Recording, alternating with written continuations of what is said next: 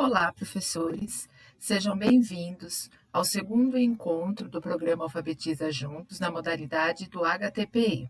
Nesta semana, de 2 a 6 de setembro, nós ainda estaremos trabalhando com as questões do módulo 4, que envolvem a questão da leitura e das estratégias de leitura. Dando início, vou sugerir neste encontro, como leitura de leite ou como leitura propulsora de atividades de alfabetização, o livro A Matrioska Triste, da editora Adonis, de autoria da Patrícia Gibim de Oliveira. A Matrioska, é importante que se escolherem esse livro para trabalhar com as crianças na sala de aula, é aquela boneca, aquele conjunto de bonequinhas, onde uma fica dentro da outra, de origem russa. Trata-se de um brinquedo muito tradicional na Rússia, e matrioska é o diminutivo de um nome muito popular naquele país, que é a matriona. Então, seria algo como Mariazinha, né? No nosso país, onde Maria é um nome feminino bastante comum, era como se essa boneca tivesse o nome de Mariazinha, por exemplo, né? Esse livro, como o próprio nome diz, e a gente pode fazer a exploração aí da capa com as crianças, mostra que essas bonecas viviam, por algum motivo, tristes, e o que elas buscam, né, para melhorar essa tristeza, e tem todo um pano de fundo aí, um contexto que a gente pode trabalhar com as crianças. Importante dar esse conhecimento prévio. Hoje nós vamos falar muito dessa questão da importância do conhecimento prévio para a leitura, então ofertar esse conhecimento prévio para as crianças do que é a matrioska, toda essa parte cultural. Nós trabalhamos, para além da leitura, a questão da formação da competência literária, a questão da leitura do mundo também, né? Nós ofertamos aí um conhecimento de mundo para a criança, para além da leitura literária desse livro, chamado A Matrioska Triste. Aqui eu trago uma sugestão de fichas de leitura que a gente pode trabalhar com as crianças, a questão da leitura a partir do que propõe o livro. No livro, as matrioscas se chamam Mara, Meire, Mirna, Morga e Mulita. Repararam, né, que elas começam com a letra M e a segunda letra faz aí uma sequência das vogais. Então, por si só, trata-se aí de um contexto propulsor de boas atividades de leitura. Sugiro aqui, começando pelo pré-leitor nível 1, aquele leitor que muitas vezes sequer conhece o nome, mas principalmente o som das letras, a exploração dos nomes das bonecas. Mas é muito importante enfatizar, sempre que a gente possa e tenha essas oportunidades, de lembrar para as crianças que quando lemos o som das letras e não o nome. Então, nesse caso, qual é a sugestão? Que você, como leitor mais experiente, esteja com a criança fazendo as intervenções, porque a grande importância do professor alfabetizador reside em que são as suas intervenções que proporcionam reflexões e, consequentemente, o avanço das crianças. Então, nesse caso, uma sugestão é que, de posse, por exemplo, da fichinha do nome da Mara, que é a primeira boneca que aparece dentro da matrioska, nós façamos com a criança o seguinte trabalho, de que, olha, como é que se chama essa letra? Essa letra se chama M, mas o som é E quando nós lemos, nós não falamos M-A-R-A. Isso é soletrar. Soletrar não é ler.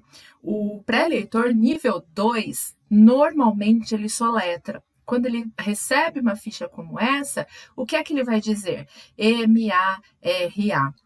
Então, é importante que nós, professores alfabetizadores, estejamos sempre lembrando, quando eu leio, eu não digo o nome da letra, eu digo o som.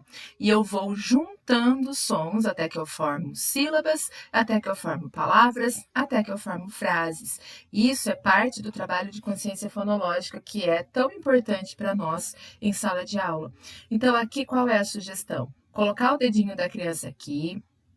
Você pede para ela repetir o som, né? Nesse caso, Depois arrasta o dedinho juntando os sons. Esse som é A, movimento da seta deve ser o movimento do dedinho da criança. Lógico, primeiro o seu, demonstrando para a criança como leitor experiente como se faz. Depois você pode fazer você juntamente com as crianças. E só depois a criança pode fazer uma tentativa autônoma, né? Uma tentativa sozinho. Mas é importante que você mostre primeiro para a criança, depois faça com ela e só depois peça para ela ler. Muitas vezes nós professores dizemos para as crianças, leia, você sabe, mas muitas vezes ela ainda não sabe, ela precisa desse nosso trabalho como leitor mais experiente. Aqui tem uma questão até das regras da língua portuguesa que pode e deve sim ser abordada com as crianças, ainda que elas não estejam leitoras, que é a questão do R. A letra R tem som de R, mas entre duas vogais, A e A, nesse caso, ela tem um som brando. Um som brando é um som fraco, é um som R. Então, veja, bota o dedinho da criança aqui. Opa! Vamos voltar um pouquinho. Né? Para que a criança tenha noção dos sons e que eu vou juntando sons e juntando sons eu leio. Isso pode ser feito depois com o nome das outras bonecas.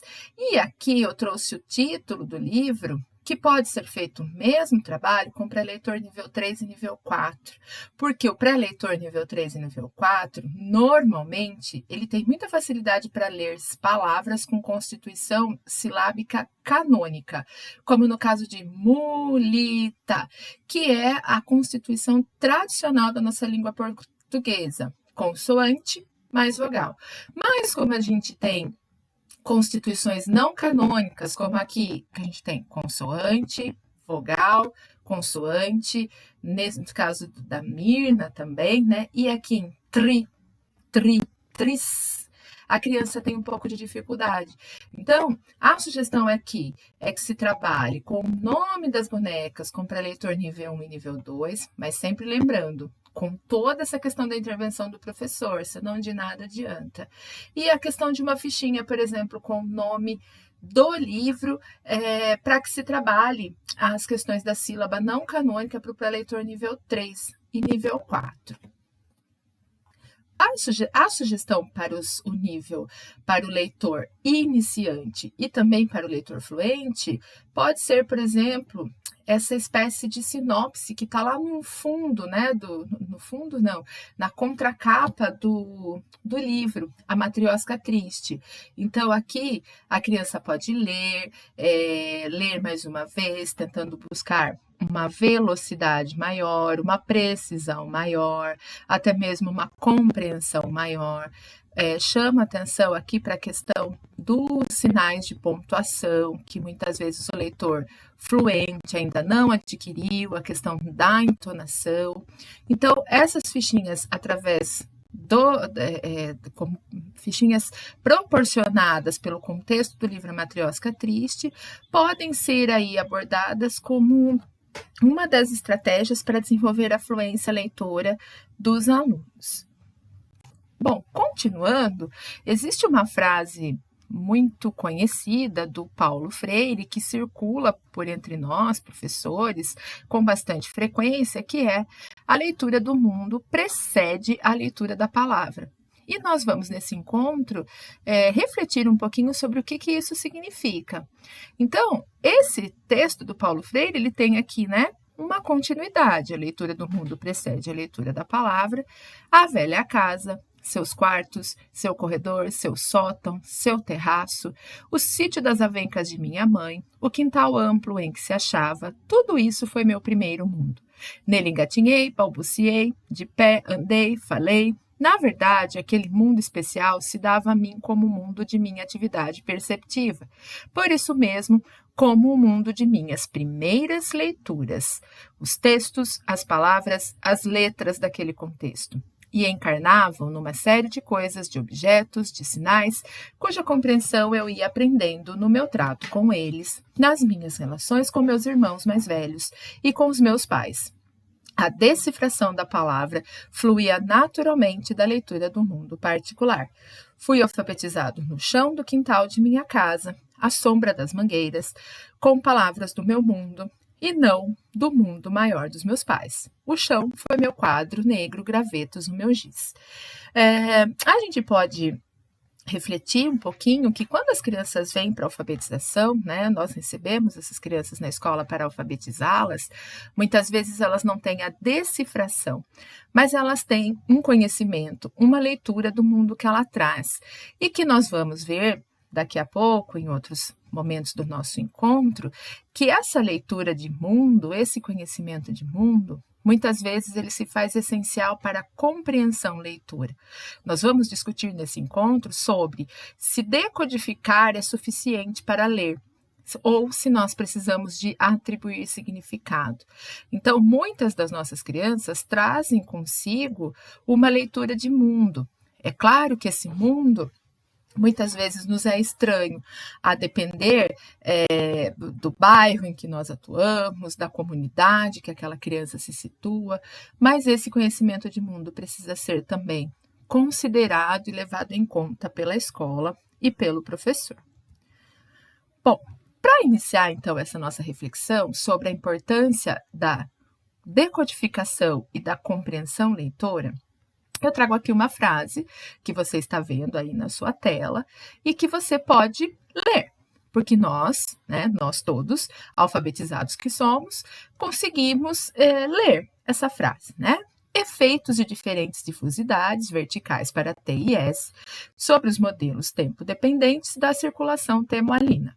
Bom, vejam, assim como vocês devem ter feito aí, nós decodificamos muito bem essa frase, porque somos alfabetizados, temos a técnica da decifração do código alfabético.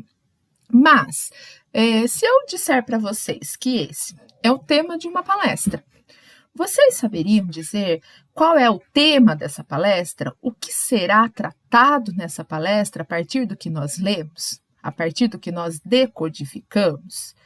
Então, vejam, qual é o assunto do texto anterior? Trata-se do título de uma palestra. Mas qual será o assunto dessa palestra?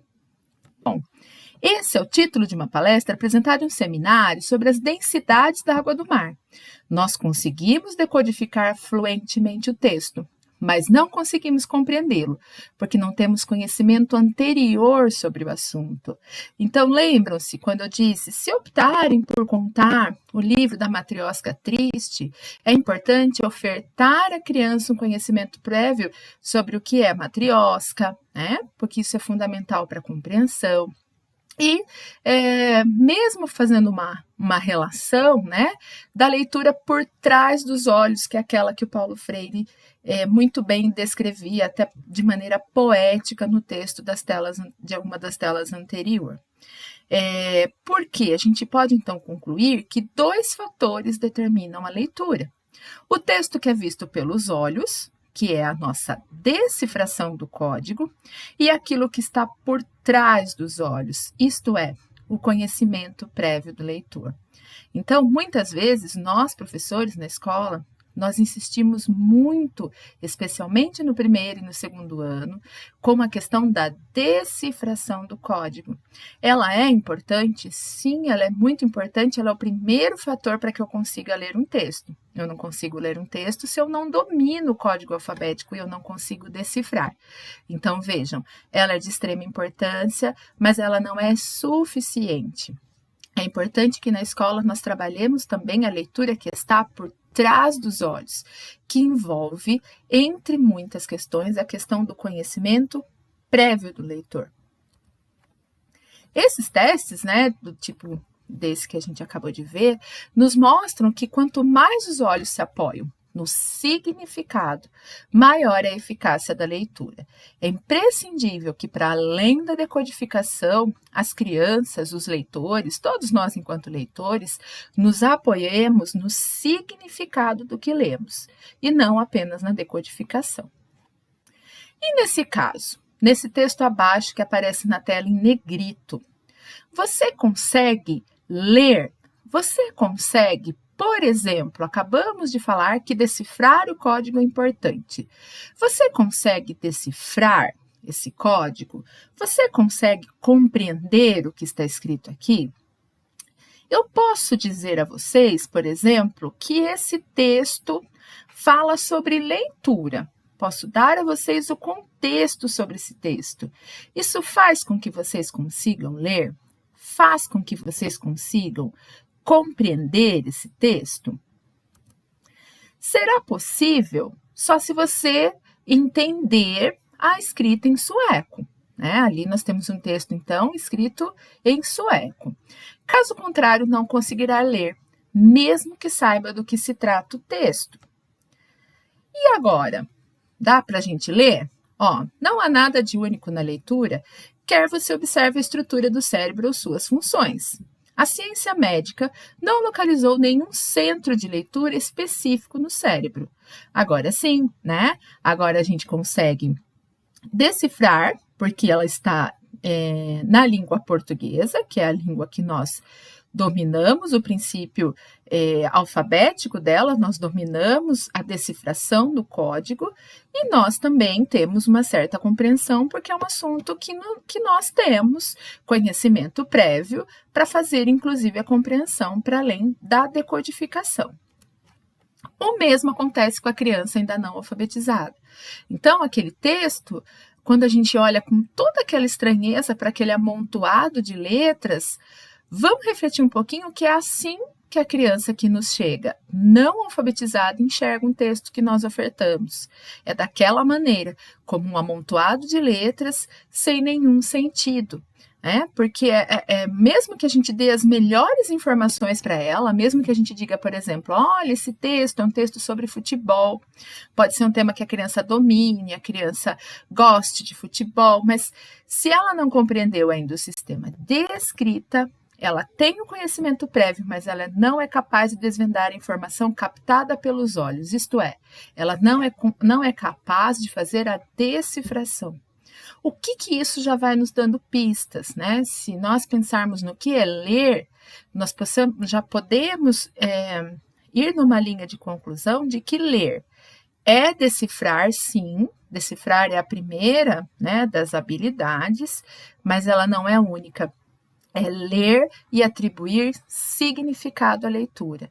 E nós, professores, temos que ter isso em mente, Se temos isso em mente, ofertamos um trabalho de leitura que privilegie essas duas habilidades.